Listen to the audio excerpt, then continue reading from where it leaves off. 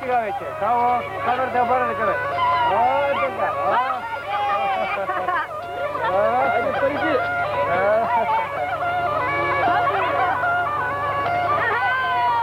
Айде, дай си шапката. Айде.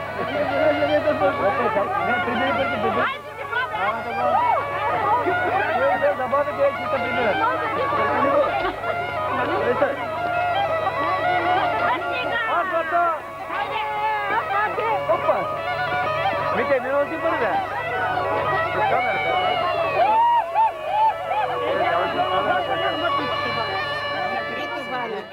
С каручката, като карахме баба. И него фанаха, да. И какво ги правите? Вземат шапката или като няма шапка, палтото свалят, ще черпиш тогава. Да, трябва да черпи, тогава ще му го даде. Моята сестра казала на един на Радко, Радко казал ми, Сава, ще дойдеш, ще ми вземеш шапката и аз ще направя Димек. Ще черпи той. И вика, Сава, айде вземай ми шапката, това не значи у нас нема. И на касета вика, Сава, вземай ми шапката. Той пък иска на раклия да иде при бабиче. Иска да му я взема шапката, че види. Кадъра да влезе той. Така беше. За бабин ден си говорим. За бабин ден си говорим тук в Дюлино. Какво е било? Може да каже този, който го е преживял. Този, който го е празнувал на времето, който го е правил според традициите. Какви щурави бяхме, като млади. Бягаме ние, Вече си го правихме в читалището, ама искахме да го направим, както едно време са го правили нашите. И в тази къща го направихме почти истинско. Много истинско.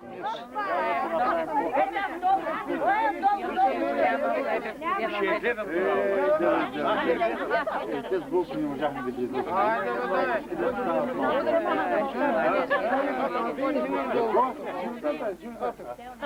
Айде, готови! Както и записвали са някого.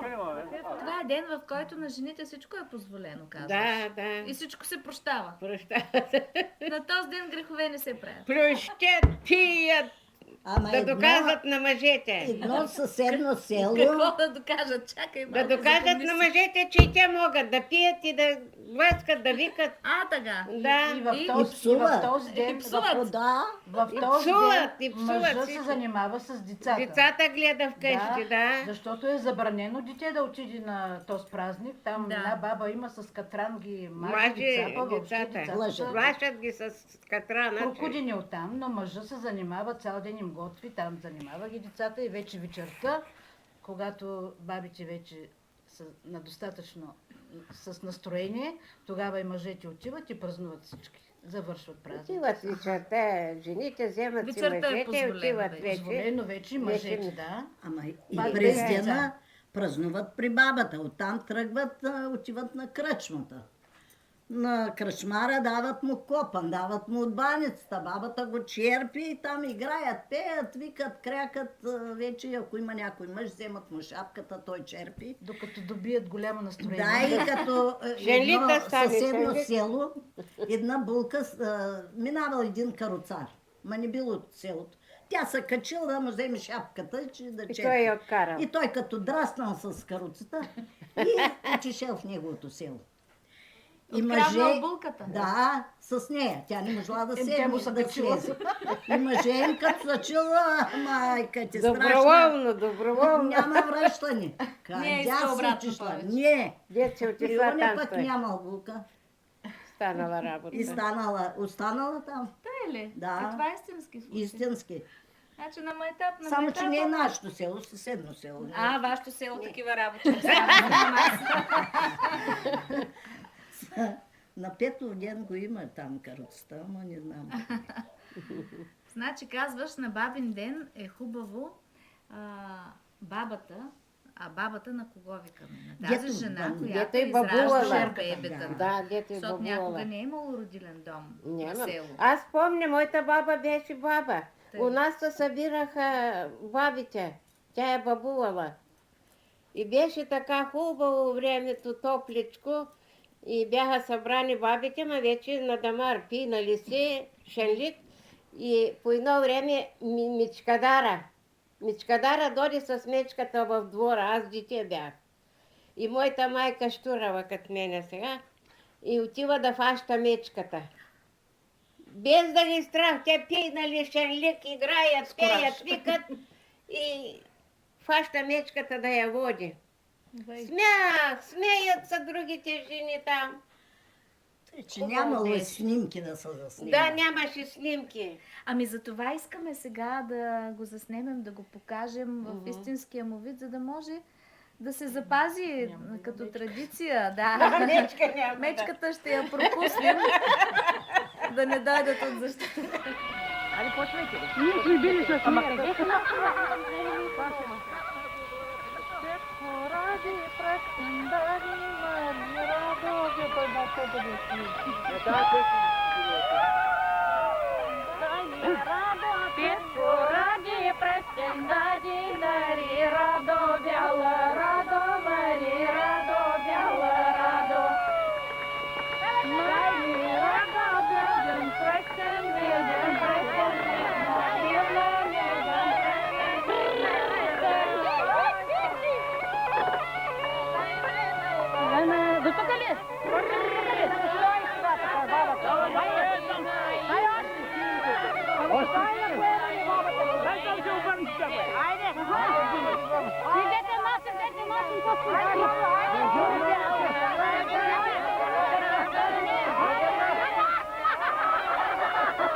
Баба Иванка и баба Стойка, разбира се, които пеят песните от нашите баби и разказват истории, които няма къде да чуем. Наистина няма къде да чуем. На нас ни е свидно, защото може би мнозина от вас, както и мен, както при мен се случи, сте израснали на село при баба. Аз така съм израснала на село при баба, слушала съм приказките, баба ми е чела, за да заспя по-бързо. Къде заспивам аз, къде заспива тя, защото тя е изморена. Аз казвам, бабо, заспа.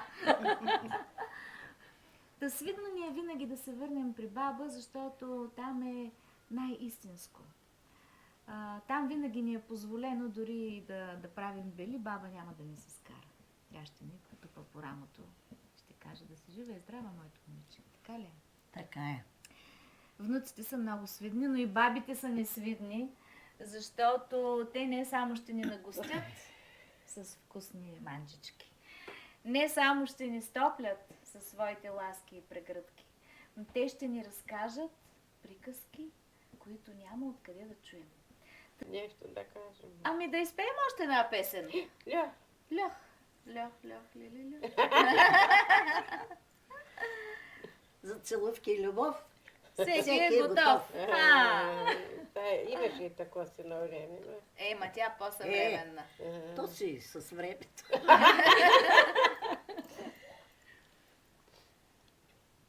Дай тон. Тази Дикова майка. Нали пяхме, ма? Дикова майка не сме пяли, бе. Стар свекър Янки думаше. Да, дай подскажи. Кога?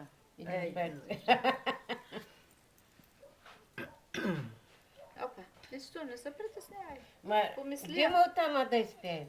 Димота. Излязал Димо? Димо, я. Давайте. Излязал Димо и... Изоставам. Не ще гласа ми и не ще. Стано станчица. Може и тя. Стано станчице, бяло момиче, Бог да убие своята майка. Дета е родила толкова хубава, бяла и червена, като ябълка. Бяла и червена, като ябълка, тънка и висока, като конопа. Кой дета види се та залюбва и аз та видях, и аз та залюбих. Че си изтърва сивото, стадо турските ниви. Че ма глобиха, че ма джермиха, на всяка овца пошиних жито. На всяка овца пошиних жито, на агънцата по половина.